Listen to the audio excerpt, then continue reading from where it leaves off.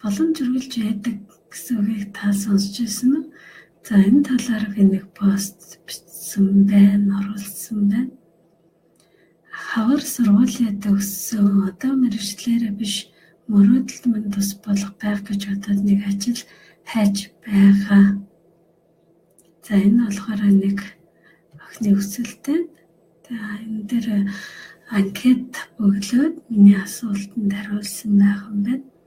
Мөрөөдөл гэж яг чиний хувьд юу вэ гэсэн чи өглөө босох шалтгаан ажиллаа хийх ёстой гэсэн тэр мэдрэмж юм болов уу гэж. Эсвэл мөрөөдөл хатагаа өндөрдөг үү? Тийм. Мөрөөдлөө олж чадахгүй бэлэрч чадахгүй үед юм өндөрдөг вэ? Айдас. Тийм гэж хичээд яагаад айдас гэсэн бол эсвэл мөрөөдлөөр амьдрахад чи юунаас айж болгоомжилж байна? Ажлаасаа гарч зарсан юм хийх эсвэл ахаад хэдэн сарын ажиллаж мөрөөдлөө бодоод үлдэх үү? Яахаа сайн мэдэхгүй байна гэж Солонгоо бичсэн байна. Солонгоо мөрөөдлөө мэднэ гэдэг бол их том зөв. Тэгээд мөрөөдлөх амьдралаараа амьдарч байна гэдэг маань бас сайхан зүйл. Зарим хүмүүс огт мэддэггүй юм.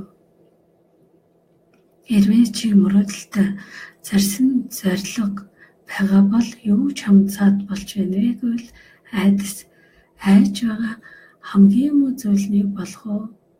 Тэгээд мөрөөдлийн амьдралаар амьдрал хамгийн муу зүйлийг болох уу гэж асуух хэрэгтэй. Айдас бол хамгийн муу боломжит төр зургийг маш тодор бодох төсөөлөх үед бий болно. Би чадахгүй. Би мөрөөдлийн сайхан амьдралаар амьдарч чадахгүй гэсэн сэтгэл үнэмшил чамд саад болж байгаа. Мөрөөдлийн амьдрал нь чамд мөнгөгүй бүтэлгүйгээр зураг шиг харагдаж байж болно. Тиймээс хамгийн муу зүйл юу тохиолдох вэ? Бүх зүйлээ жагсааж ичих хэрэгтэй. Жишээлбэл би энэ мөрөөдлийн амьдралаар амьдралаа гэхэд би мөнгөгүй болчихно гэж хамгийн олон хүмүүс тэгэл хүмүүст гэж хэлдэг. Тэгээ бүтэлгүй хоол явахгүй ядаа амьдрал гэх мэт хамгийн муу төр зургийг олж харах хэрэгтэй. Энэ бүх жагсаалтаа бичээрэй.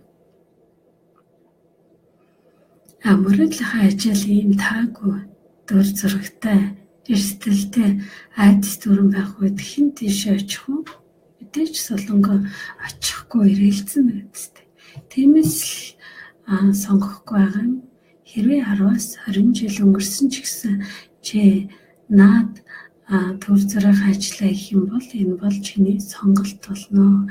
Энэ ажилдаа байх шалтгаан бол мөнгө бол чи баталгаатай баг ч гэсэн мөнгөтэй ажилтайгаа байхыг комфорт зондоо илүү байхыг үзэж байгаа чиний сонголт юм. Тиймээс энэ ажилтай байх үедээ сурч мэдэх хэрэгтэй бүх зүйлээ бэлдэж байгаад за би одоо ерөөсөө энэ ажилдаа чадахгүй нэ. Би дахиад энд ажиллахгүй гэсэн шийдвэр гаргах үедээ гарч болно. Харин энэ хугацаа нь урт байх уу, богино байх уу гэдэг маань чамаас шалтгаална. Урт байх тусмаа мөрөөдөл үндсэнгүй болж магадгүй.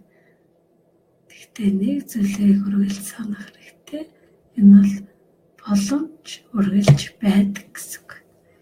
За нэг манай багш хэлсэн ба дараагийн багш маань яагаад бол чиний одоо зориулж хийгээгүй мөрөөдөл чамайг хүлээж зогсохгүй.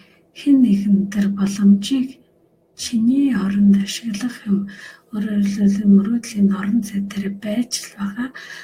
Хэн нэгэн түүнийг аваад бариад авна гэсэн үг. Одоо чамд ямар санагдаж байна? Чиний хэрэгжүүлэхийг хүссэн орохыг хүссэн ажил, хийхийг хүссэн бизнес, бичихийг хүссэн ном, уулзахыг хүссэн хүн бүх мөрөөдлийг чинь өөр нэг огтуд хэрэгжүүлсэн байна. Харин чи одоо хүртэл бодоод сууж байна. Чиний мөрөөдлийг өөр хүн авсан байна, хэрэгжүүлсэн байна гэхээр ямар санагдаж байна? Тэр чиний боломжийг зүгээр биш айдсаа даван туулж олсон байна. Чамд гомдол бухимдал хор шарын уур хурч байна уу?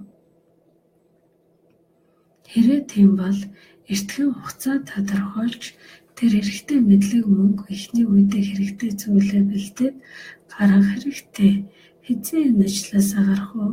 3 сар уу, 6 сар уу, 9 сар уу, 1 жил үү, 2 жил үү? Мөн өөр сонголт байна. Хизээч мөрөдлийн ажлаа хийхгүй байх. Энэ бол зөвхөн л чиний сонголт. Хэн ч чамд саад болоогүй боломж өргөлдөөдөг. Хязгаар нь ганцхан чиний сөрөг бодол, мэдрэмж, итгэл, үнэмшил юм.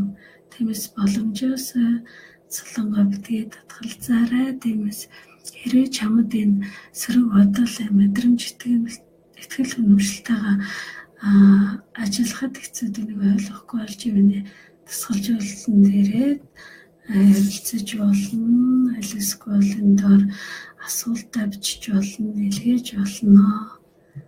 За тэгээд энэ боломжоо ашиглаарай гэж хэлье. Бусад хүмүүс одоо амьдралдаа ямар нэгэн мөрөөдөл хүслээ зорилгоо хэрэгжүүлэгээр ямар боломж олж чинь, ямар боломж байгаа талаар энэ доор бичээрэй. Анхаарал хандуулсанд баярлалаа.